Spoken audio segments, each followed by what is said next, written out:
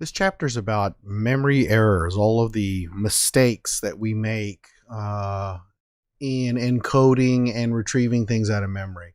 And the chapter in your book opens up with the case of Jennifer Thompson and Ronald Cotton. And it's a very sad story. Jennifer was actually home, and I believe in her apartment. And a man broke into her apartment and raped her.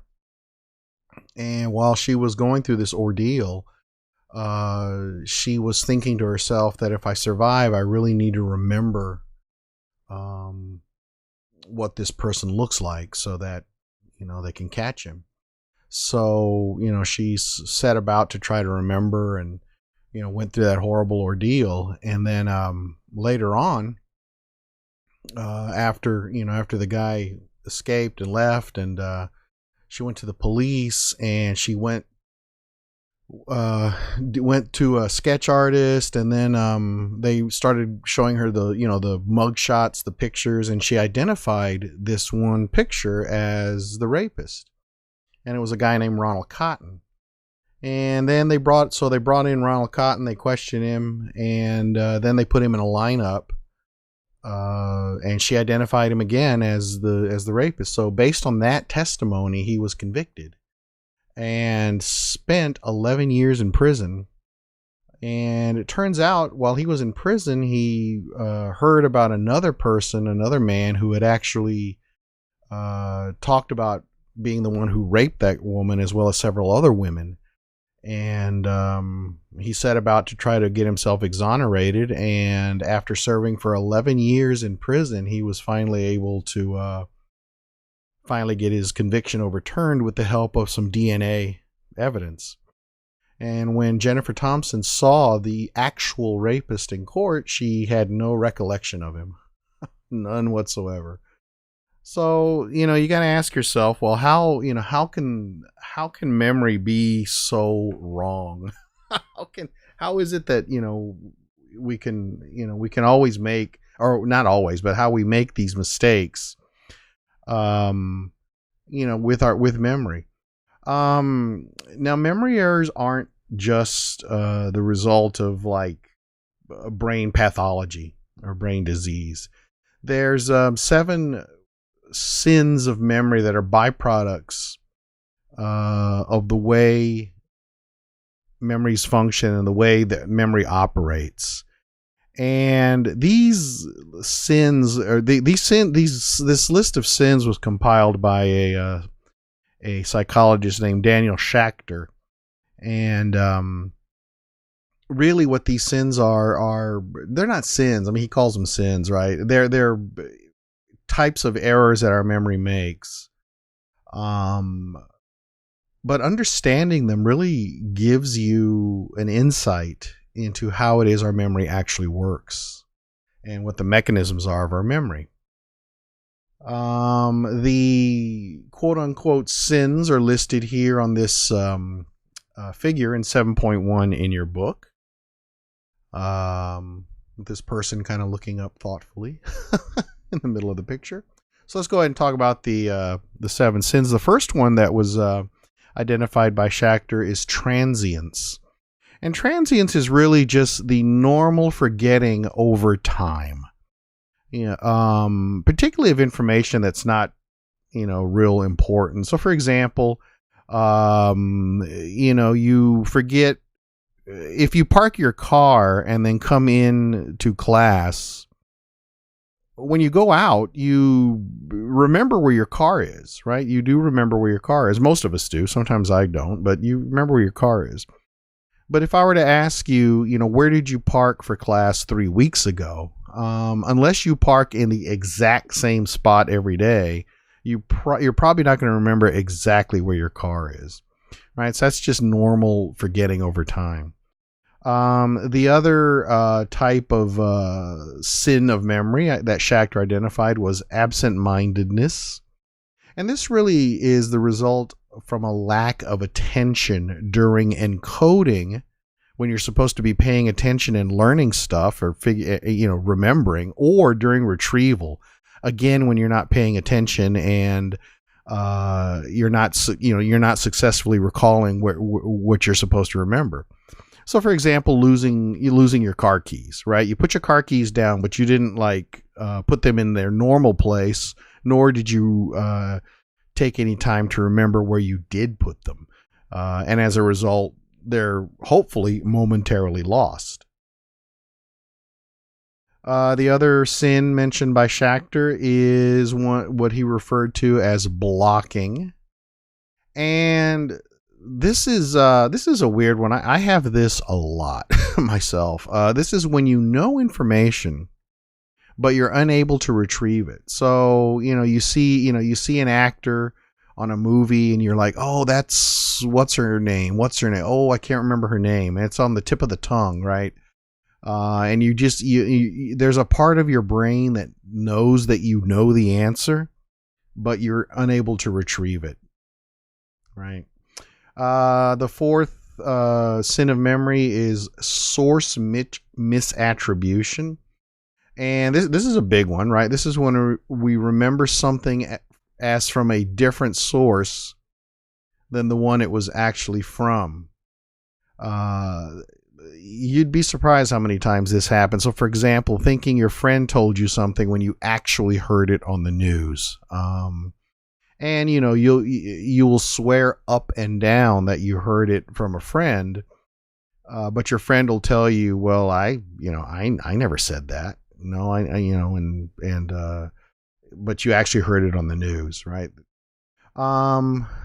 Let's see, number 5, error 5, suggestibility.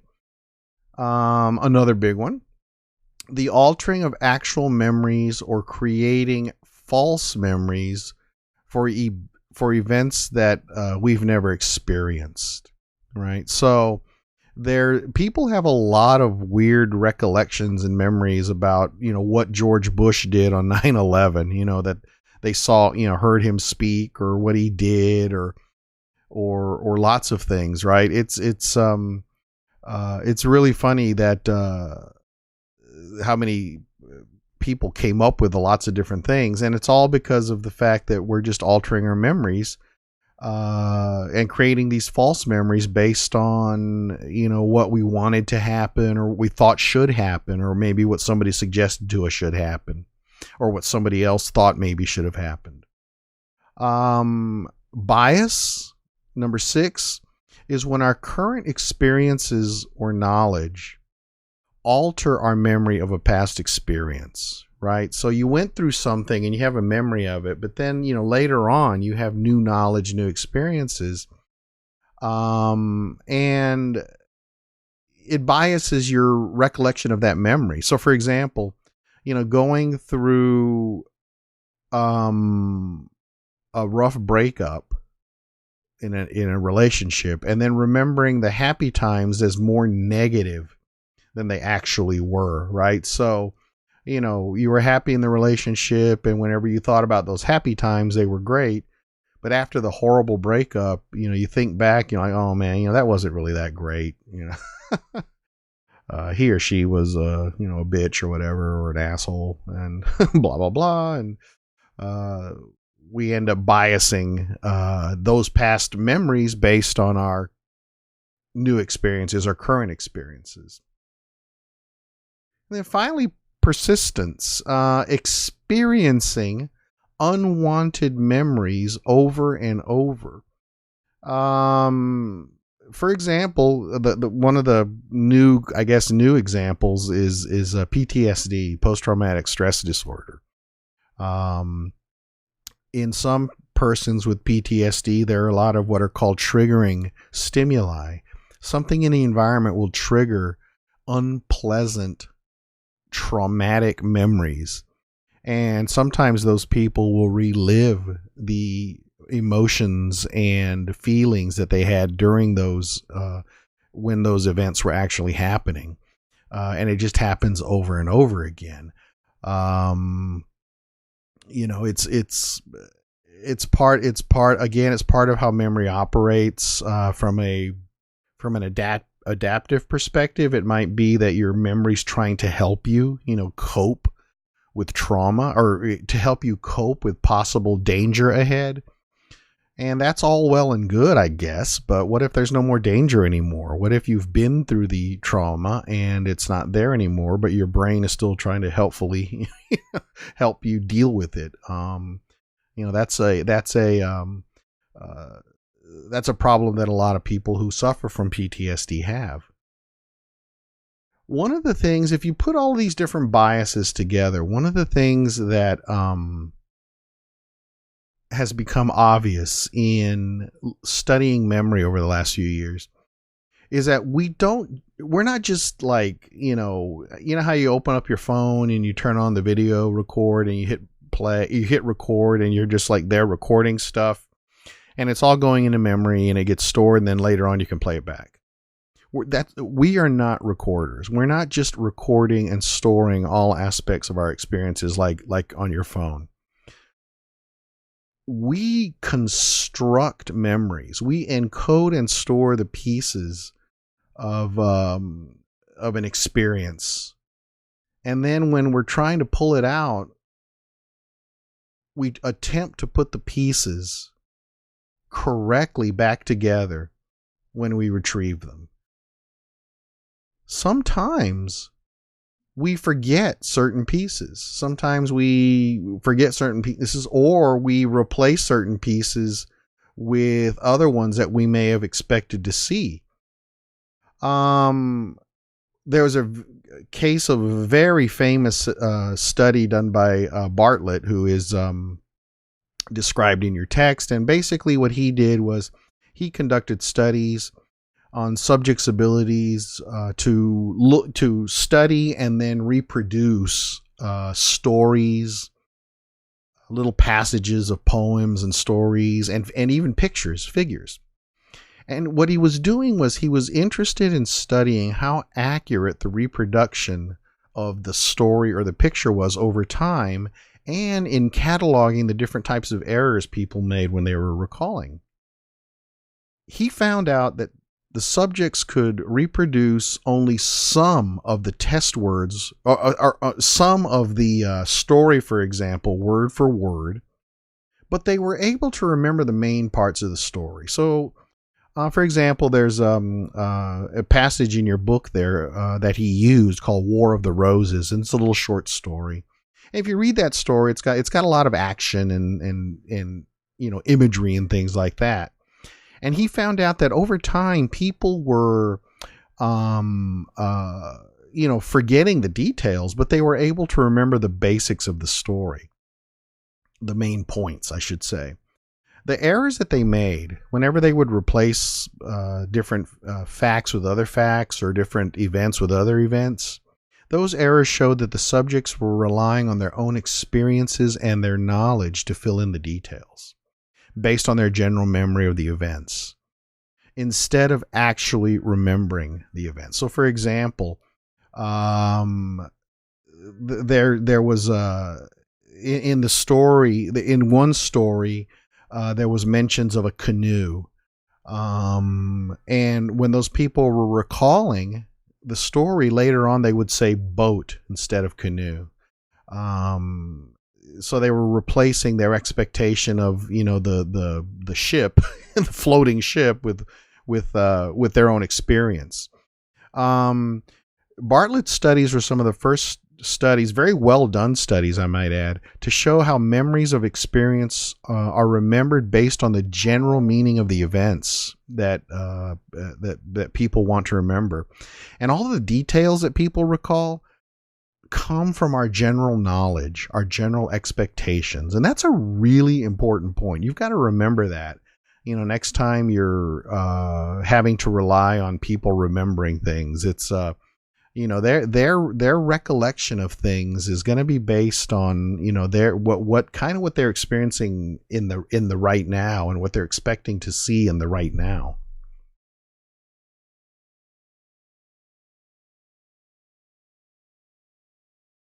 So look at this passage and just read it to yourself, and you kind of look at it, and it's kind of like a set of a procedure or instructions, right? Um, Basically, if I give you this and have you read it, and have you look at it for like a couple of minutes maybe, and then I have you do a distraction task, and then I ask you to recall what it is that you read. You're going to have a tough time with it. This is somewhat abstract. However, if I first told you that this is a procedure for laundry, this is a procedure for handling laundry. You look at it and you go, okay, first you're rinsing different groups of makeup, and then you're like, oh, okay, so that, and then if I tell you it's about laundry, you read it, distraction task, I ask you to recall what you read, you're going to recall much more detail than you did when you just read it without any sort of context. That context of laundry gives you some visual imagery to use as you're reading this, and that aids in the encoding and then of course the retrieval of the information that you're reading.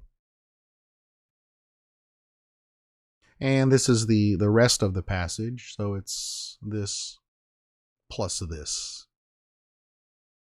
If you look at it, it's pretty abstract, but once I give you a context that allows you to put together this that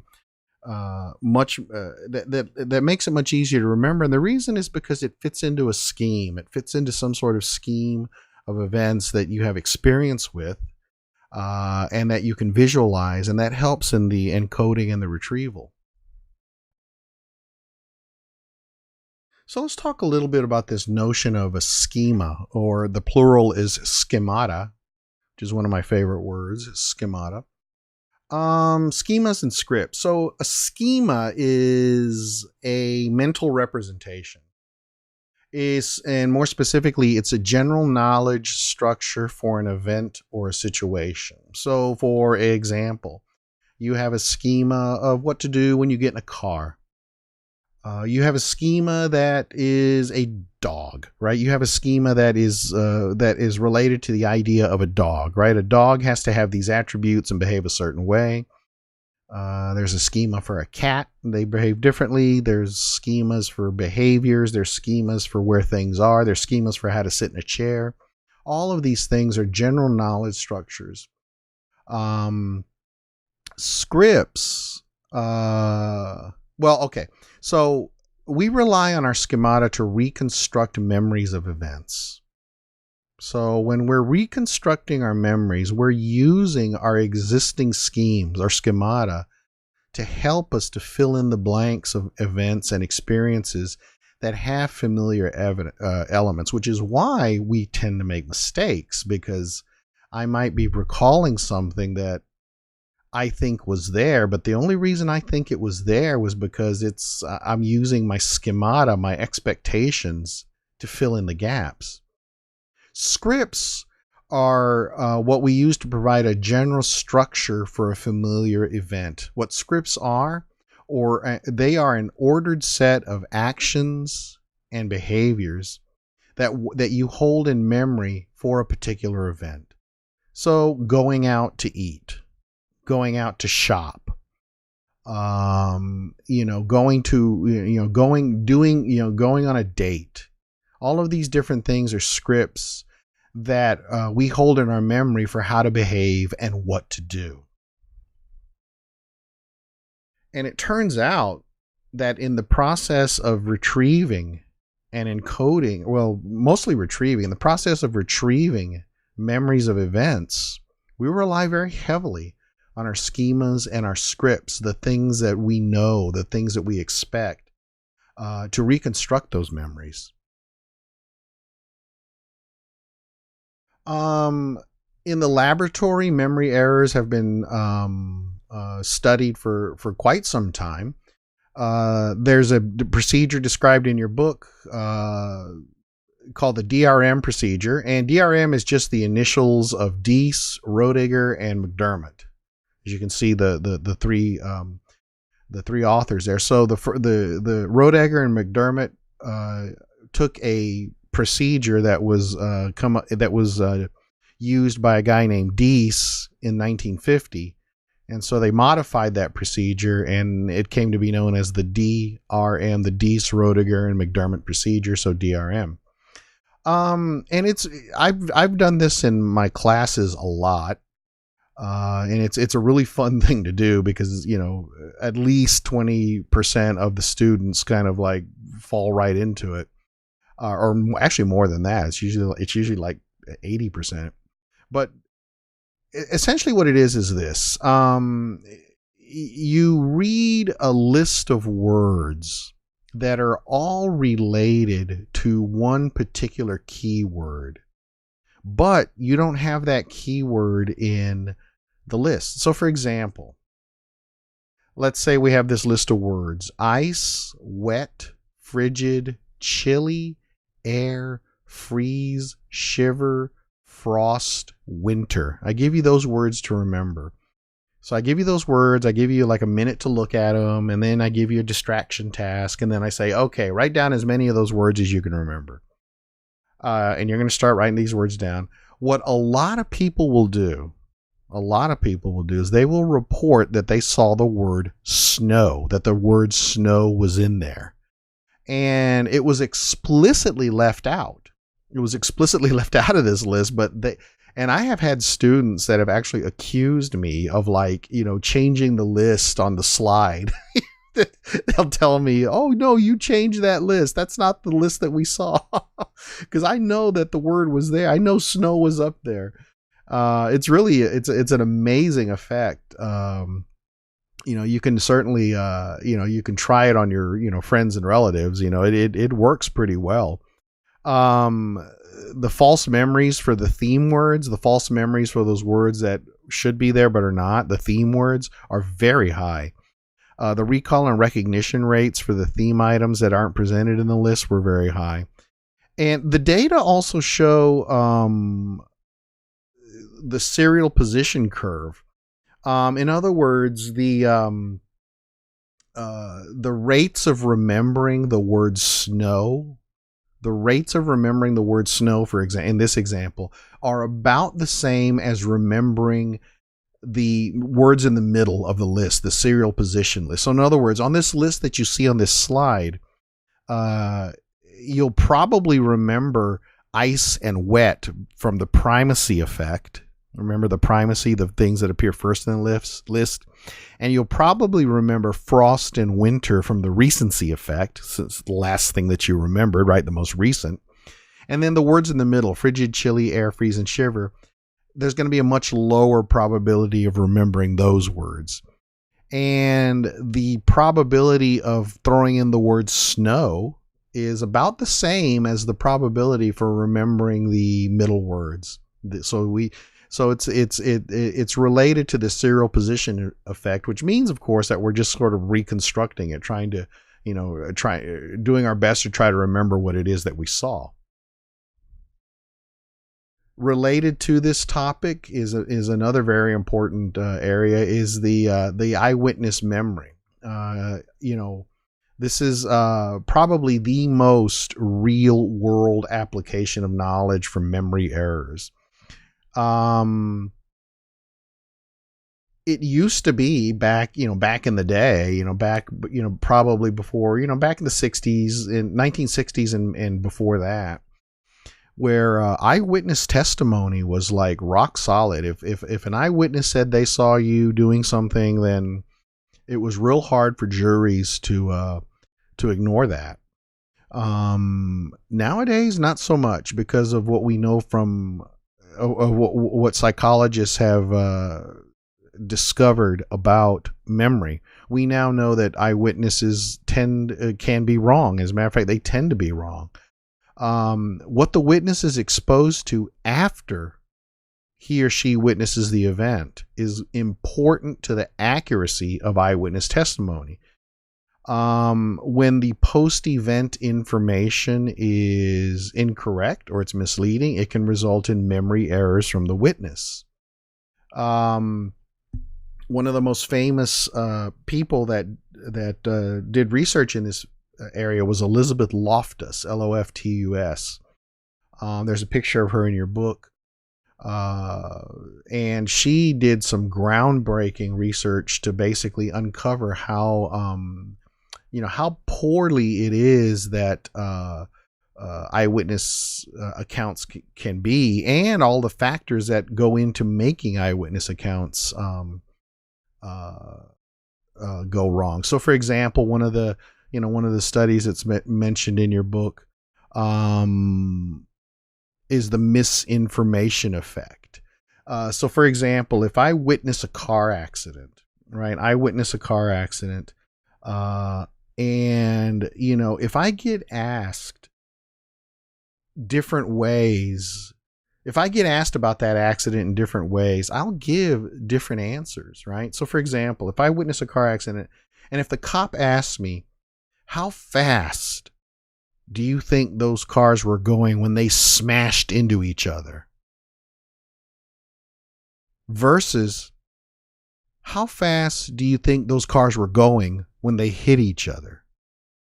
Notice the subtlety there, smashed versus hit, right? Smashed implies that the cars are going a lot faster. And sure enough, when we do this in the laboratory, when we have people, watch events and then question them after the events, we can actually get them to say certain things based on the way based on the misinformation that we give them, the suggestive nature of the questions that we give them. The memory errors due to misinformation are long lasting. So in other words, once I say, the car was going 65 miles an hour when it smashed, once I say that, I believe it. It's going to be persistent in my perceptions of that thing, the thing I supposedly witnessed, right? So witnesses are very vulnerable to that sort of misinformation when they're exposed to incorrect post-event information. If they see something and then they see something else that is going to change their perceptions of that, or change their recall of that memory, it will happen.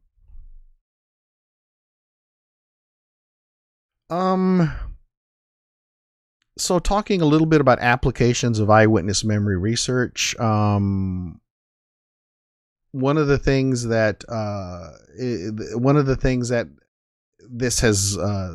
this research has caused is changing the way that eyewitnesses are questioned. So now cops are trained to be very, very careful in their specific ways that they question eyewitnesses. They're taught about these types of errors that people make in recollection, and are trained to minimize that language as much as possible. They try and prevent the suggestibility or the leading information from the administration, for example, of lineups. In lineup procedures, one of the things that they'll do are like double blind type lineups where the cop does not know which person is guilty of the crime. They will also present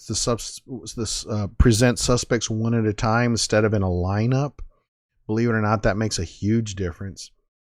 And they'll also let the identifier know that the suspect may not be in the lineup.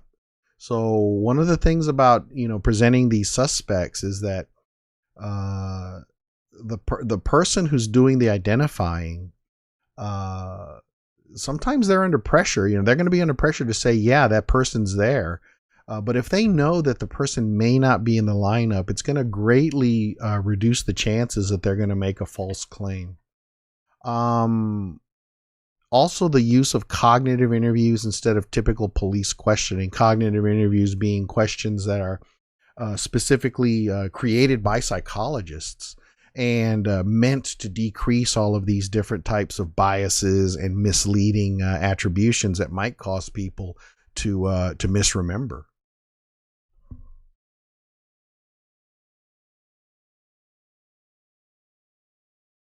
So let's talk a little bit about different types of amnesia. So amnesia, of course, is basically defined as a memory deficit due to either pathology, like a brain lesion, or deterioration of the brain of some kind, deterioration of the brain, or some other type of trauma.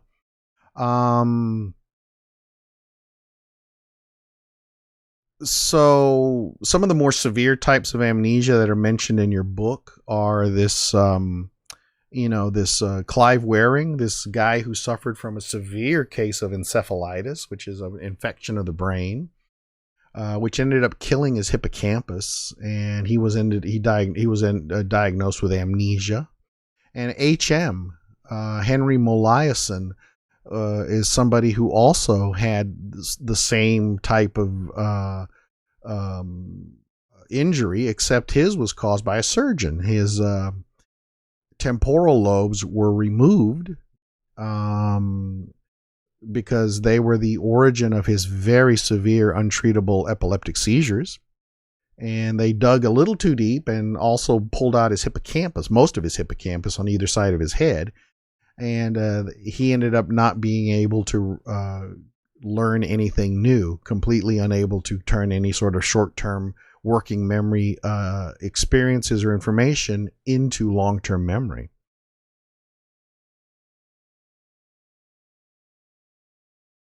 There are, in general, two different types of amnesia that are described, and they are retrograde amnesia and anterograde amnesia. With retrograde amnesia, it affects the memory of events that occurred before the damage, right? So, in the case, for example, of Alzheimer's disease, right? That's a classic example of retrograde amnesia, where people that are suffering from Alzheimer's, start to forget, the events of their lives, and mostly biographical information, unfortunately, like, relatives and things of that nature. Anterograde amnesia affects events after the damage. So basically, you're not able to recall any events after the pathology or the damage you've experienced. So this would be like HM, for example. So retrograde amnesia affects the memory of events before damage, and anterograde amnesia affects the memory of events after damage. Amnesia and implicit memory. Here's something that's really interesting. So let's say you're HM and you've got anterograde amnesia, so you're unable to learn anything new after the surgery. Even HM had this implicit memory where, even though he was unable to remember doing something, he got better at it. So for example, HM was very widely tested and evaluated during his life, especially right after the surgery. And one of the things that they would do is they would give him these little puzzles to do, and he, these little types of where you would you'd get 9 blocks and you had to arrange them into a certain pattern. And so he would do this, one day, and then do it the next day, then do it the next day, and then do it the next day. Now, every time he did this puzzle, he never remembered that he had done it before. They'd ask him, do you remember doing this? And he'd be like, nope, never seen this before. So he didn't remember. However, the really neat thing is he got better at it. Over time, he would get exposed to it over and again, and he was able to complete the puzzle quicker and quicker and quicker and quicker. So even though he didn't have a semantic memory recollection of what happened, there was this implicit memory, this implicit storage of the muscle memory of doing the puzzle that got stored. So sometimes amnesiacs are able to learn without knowing that they've actually learned something. Amnesiacs haven't lost the ability to make new memories as we once thought. What seems to have happened with a lot of amnesiacs is it's not that they're making it's not that they can't make new memories anymore. It seems like they've lost the ability to intentionally retrieve memories. So what we think might be happening with at least some amnesiacs is that they are able to continue to store memories to some extent. But what's lost is their ability to actually intentionally look things up and recall them. Amnesiacs seem to have deficits in explicit memory. So, the ability to recall, events and things that have happened and where your keys are and whatnot. But they don't typically show deficits in implicit memory, these sorts of automated sorts of things that are stored away. Which leads us to believe that maybe it's not so much the storage of the encoding of the memories that's broken in amnesiacs, but rather it's the retrieval, the intentional retrieval of that information. Alzheimer's disease is actually a pretty big problem in our country, and it's gonna get worse because a lot of people are getting older. It's one of the more common causes of progressive amnesia, and Alzheimer's. We're not sure exactly what causes Alzheimer's yet. There's a lot of interesting theories out there. For example, a glucose metabolism. There was a theory that Alzheimer's was basically diabetes of the brain, where your brain couldn't metabolize sugar anymore. There's another interesting theory that says that the bacteria from your teeth, if you have poor dental health, that the bacteria from your teeth make their way into your brain and cause Alzheimer's. There's lots of interesting theories as to what the actual cause is, but we know what the proximal cause is, because essentially what happens is over time, neuron function in your brain is disrupted, and it's disrupted by the appearance of all these plaques, which are just these gooky collections of a protein. These little these giant goops of protein, relatively giant. I shouldn't, you can't see them, but relatively giant goops of protein around the neurons, and neurofibrillary tangles, where the fibers of the neurons get tangled up. Alzheimer's seems to begin with the hippocampus, and then it sort of spreads out into the cortex. And like I said, the incidence is expected to rise since the population's getting older. And that's worldwide, but particularly here in the United States. And one of the first precursors of Alzheimer's is mild cognitive impairment, so memory disabilities and whatnot. That's usually one of the first symptoms that happens. So if you get diagnosed with Alzheimer's, say when you're 55, that may have manifested itself by, being forgetful and having some weird memory issues back when you were 45 or even 40.